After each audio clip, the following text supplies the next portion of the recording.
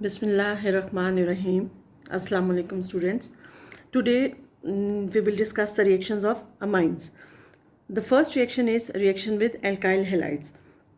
यहाँ पर मैंने प्राइमरी अमाइन को एज अ रिएक्टेंट कंसिडर किया है. जब हम इसको मिथाइल क्लोराइड के साथ रिएक्ट करवाएंगे तो रिएक्शन उसी तरह से होगा जो कि आपने पहले पढ़ा था प्रिपरेशन ऑफ अमाइंस में भी, जिसमें हमने सब्स्टिट्यूशन रिएक्शन पढ़ा था. मिथाइल ग्रुप हाइड्रोजन की जगह पे चला जाएगा और एक हाइड्रोजन मिथाइल की जगह पर आ जाएगा. तो एक हाइड्रोजन जब मिथाइल की जगह पर आएगा वो क्लोरीन के साथ कंबाइन करके HCl बना देगा. और ये जो आपके पास मिथाइल इथाइल अमाइन है जो कि एक प्राइमरी अमाइन है, उसमें इथाइल ग्रुप उसी तरह से अपनी पोजीशन पर है, नाइट्रोजन एटम हम उसी तरह से लिखेंगे. एक हाइड्रोजन चूँकि यहाँ पे रिप्लेस हो चुका है और उसकी जगह मिथाइल ग्रुप अटैच हुआ है, तो यहाँ पर हम नाइट्रोजन के साथ मिथाइल ग्रुप लिखेंगे.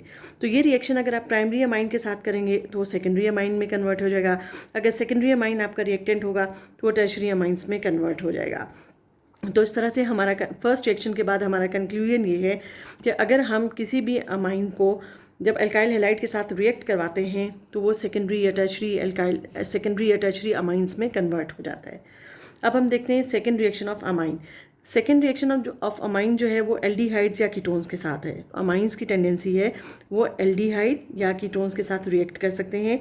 एल्डिहाइड का फॉर्मूला मैंने आपके जनरल फार्मूला आपके सामने लिखा हुआ है. सेंटर में कार्बोनाइल ग्रुप होता है, एक साइड पर अल्काइल ग्रुप और दूसरी साइड पर हाइड्रोजन. तो इस तरह के जो कंपाउंड्स हैं they are called as aldehyde. और कीटोन में सेंटर में कार्बोनाइल ग्रुप होता है और दोनों साइड पर अल्काइल ग्रुप. ये दोनों अल्काइल ग्रुप सेम भी हो सकते हैं और डिफरेंट भी हो सकते हैं. अब आपने याद रखना है हमेशा कि एल्डिहाइड्स और कीटोन्स के जितने भी रिएक्शंस हैं, अगर कोई कंपाउंड एल्डिहाइड के साथ रिएक्ट करता है तो वो कंपाउंड कीटोन के साथ भी रिएक्ट करेगा. अगर कोई कंपाउंड कीटोन के साथ रिएक्ट कर रहा है तो मोस्टली वो कंपाउंड एल्डिहाइड के साथ भी रिएक्ट करेगा. उसकी रीज़न ये है कि इन दोनों कंपाउंड्स में एक सिमिलैरिटी है and it is the presence of this carbonyl group.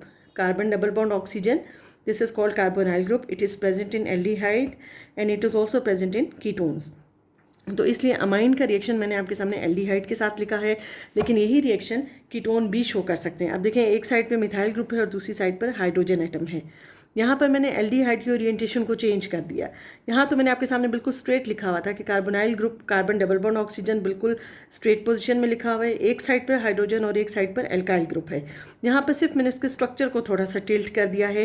Carbonyl group जो बिल्कुल स्ट्रेट लिखा हुआ था उसको मैंने थोड़ा सा हॉरिजॉन्टल वे में यहाँ पे लिख दिया. कार्बन डबल बॉन्ड ऑक्सीजन, एक साइड पर मिथाइल ग्रुप उसी तरह से है और दूसरी साइड पर हाइड्रोजन एटम प्रेजेंट है. इसकी ओरिएंटेशन मैंने चेंज इसलिए की just for the simplicity of our chemical reaction. Ethyl amine हमारी रिएक्टेंट है. एल्डिहाइड मॉलिक्यूल के साथ जब रिएक्ट करेगा तो अमाइन के दो हाइड्रोजन आइटम और एल्डिहाइड का जो ऑक्सीजन है ये आपस में कंबाइन करेंगे और वाटर बना देंगे. और जो रिमेनिंग जितने हमारे पास हैं ethyl group with nitrogen item, अब ये कंबाइन हो जाएगा कार्बन के साथ फिर डबल बॉन्ड. बाकी इसका हाइड्रोजन और CH3 उसी तरह से अटैच रहेंगे. तो ये जो इस तरह से कंपाउंड, जब दो कंपाउंड्स आपस में कंबाइन कर रहे हैं अमाइन और एल्डिहाइड या अमाइन और कीटोन, तो इसमें से अमाइनो ग्रुप का दो हाइड्रोजन और यहाँ पे कार्बोनाइल ग्रुप का ऑक्सीजन कंबाइन करके वाटर बनाएंगे.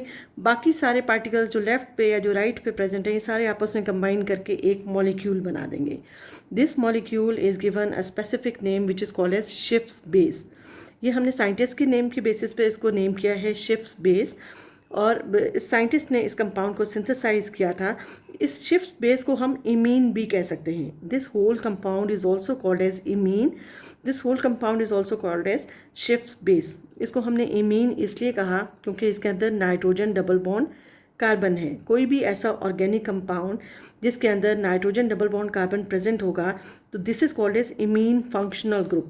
ये इमीन फंक्शनल ग्रुप इसके अंदर प्रेजेंट है जिसकी वजह से इस पूरे कंपाउंड को हमने इमीन कह दिया.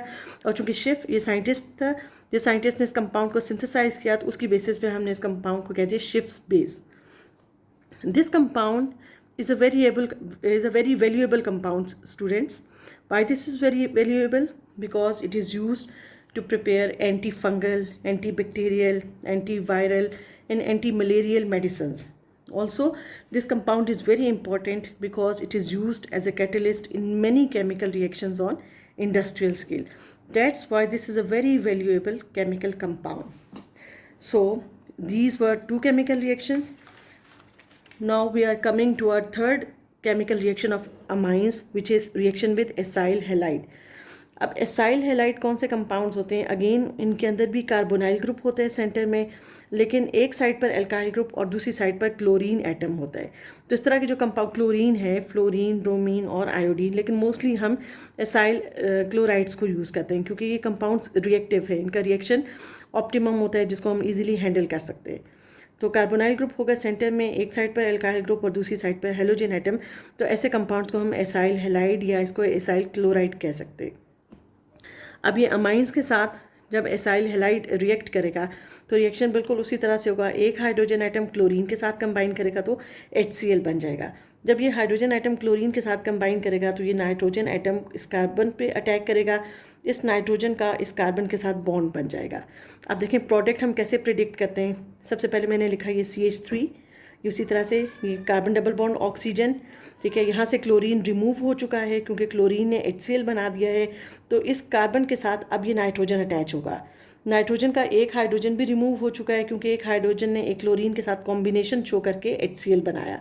तो अब ये नाइट्रोजन इस कार्बन के साथ अटैच हो जाएगा। ये इस तरह से, इस नाइट्रोजन के पास एक हाइड्रोजन है और यहाँ पे राइट साइड पर वो इथाइल ग्रुप आ जाएगा जो कि ऑलरेडी इसके साथ अटैच था। तो इस तरह से हमारा ये जो कंपाउंड है, अब इस कंपाउंड के अंदर चूँकि कार्बन डबल बॉन्ड और NH ग्रुप प्रेजेंट है, तो कहीं भी कोई भी ऐसा ऑर्गेनिक कंपाउंड जिसके अंदर carbon double bond bonded oxygen और साथ NH ग्रुप प्रेजेंट हो, this whole group is called as amide functional group. तो इसके अंदर चूँकि अमाइड फंक्शनल ग्रुप्स है तो इस पूरे कंपाउंड को हम ओवरऑल कहेंगे दिस इज एन अमाइड। तो इस रिएक्शन में इथाइल अमाइन और एसिटाइल क्लोराइड का जब हम रिएक्शन शो करते हैं तो अमाइंस फाइनली अमाइड्स में कन्वर्ट हो जाते हैं। So in the third reaction we have concluded that after the reaction of amines with acyl halides, any amine is converted into acyl halide।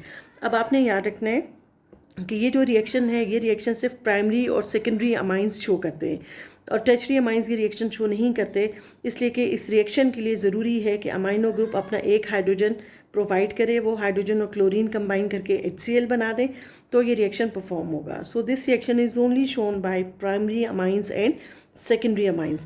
This reaction is not shown by tertiary amines because in order to carry out this chemical reaction there must be the presence of one hydrogen atom, at least one hydrogen atom with this amino group. So now we are coming to our third chemical reaction which is reaction with anhydride. अब anhydride का सबसे पहले मैं आपको formula बता दूं, ये हमने चैप्टर 16 में भी पढ़ा था, बेंजीन के रिएक्शंस में मैंने आपको बताया था। एनहाइड्राइड, इस कंपाउंड के अंदर एनहाइड्राइड फंक्शनल ग्रुप है और ये फंक्शनल ग्रुप क्या होते हैं? कार्बन डबल बॉन्डेड ऑक्सीजन और फिर single bonded oxygen, again it is linked with carbon double bonded oxygen. तो ये जो पूरा हमारे पास ग्रुप बन जाता है this is called an anhydride functional group. और इस एनहाइड्राइड फंक्शनल ग्रुप के एक साइड पर भी एल्काइल ग्रुप होता है और दूसरी साइड पर भी एल्काइल ग्रुप है।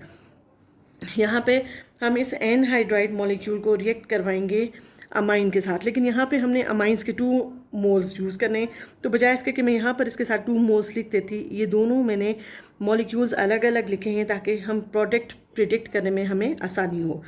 This is an anhydride molecule, जो ही हम इसको अमाइंस के साथ रिएक्ट करवाते हैं तो इमीडिएटली ये जो कार्बन का कार्बोनाइल ग्रुप और ऑक्सीजन का बॉन्ड है ये इमीडिएटली बॉन्ड ब्रेक कर जाता है इस साइड से भी, और यहाँ पर भी जो कार्बोनाइल ग्रुप और ऑक्सीजन का बॉन्ड है ये बॉन्ड यहाँ से ब्रेक कर जाता है। जो ही ये बॉन्ड यहाँ से ब्रेक करेगा ये राइट साइड पे एक फ्रैगमेंट बन जाएगा, लेफ्ट साइड पर एक फ्रैगमेंट बन जाएगा, लेकिन आपने याद रखना है यहाँ पर दोनों जो एल्काइल ग्रुप्स हैं वो सिमिलर हम यूज़ करेंगे और ये दोनों फ्रैगमेंट्स राइट साइड और लेफ्ट साइड वाला बिल्कुल आइडेंटिकल होंगे।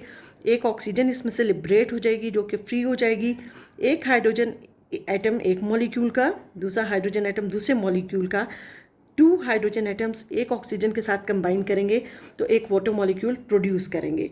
अब यहाँ पर जो लेफ़्ट साइड पे आपके पास फ्रैगमेंट था, ये जो आपके पास नाइट्रोजन है इसमें से चूँकि एक हाइड्रोजन रिमूव हो चुका है, इसका NH इस कार्बन के साथ अटैच हो जाएगा।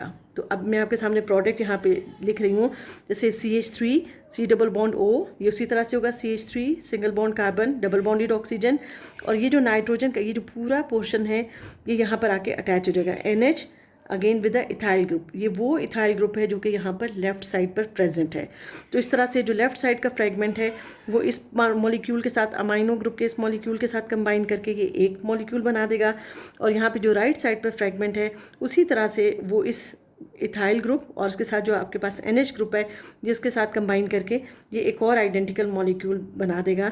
तो इस तरह से जितने भी एनहाइड्राइड्स हैं जब वो अमाइनो ग्रुप के साथ कंबाइन, किसी भी अमाइंस के साथ कंबाइन करते हैं तो एनहाइड्राइड इटसेल्फ मॉलिक्यूल स्प्लिट कर जाता है और जो अमाइंस हैं अगेन वो अमाइड्स में कन्वर्ट हो जाते हैं। तो यहाँ पे जो मैंने आपके सामने अभी जो थर्ड रिएक्शन लिखा या जो फोर्थ रिएक्शन आपके सामने लिखा, एसाइल हैलाइड और एनहाइड्राइड, इनके रिएक्शंस के बाद जितने भी हमारे पास अमाइंस हैं all these amines are converted into amides.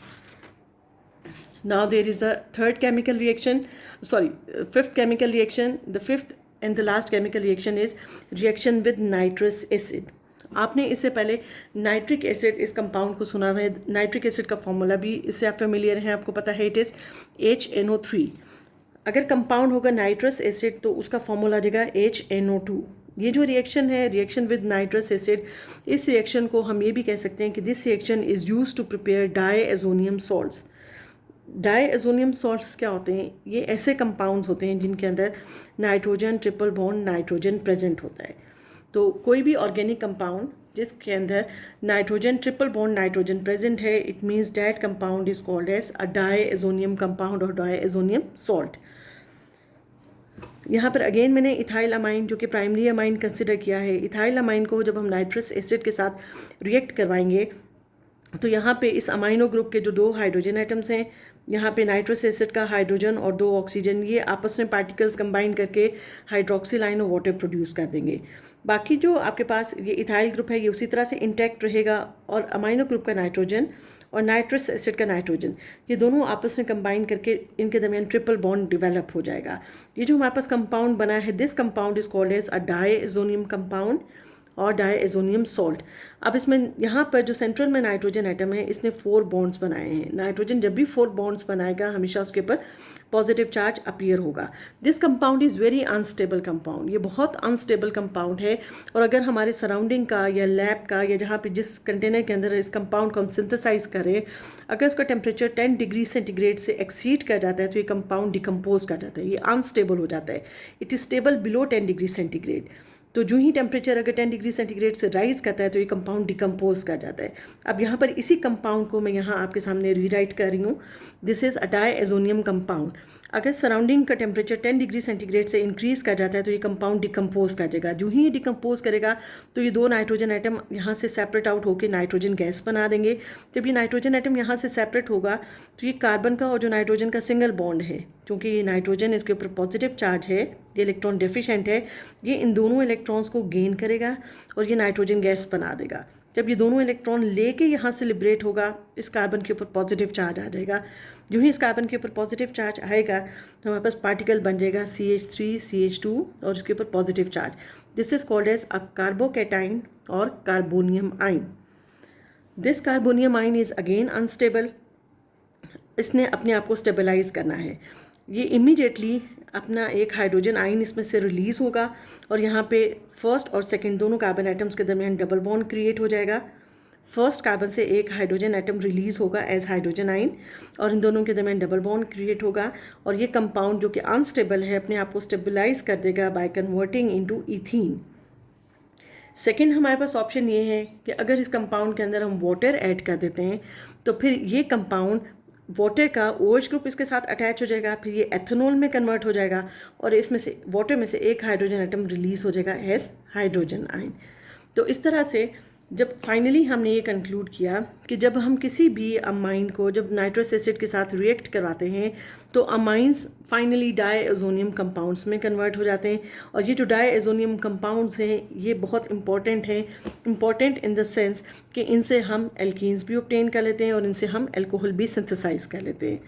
So students, this was all about this chapter. With this topic we have completed our chapter. If you have any doubt, any query, you can ask me through my WhatsApp number. So in order to assess yourself whether you have understood all these concepts or not, you must solve the questions given at the end of the exercise of this chapter. So with this we have completed our chapter. Thank you so much.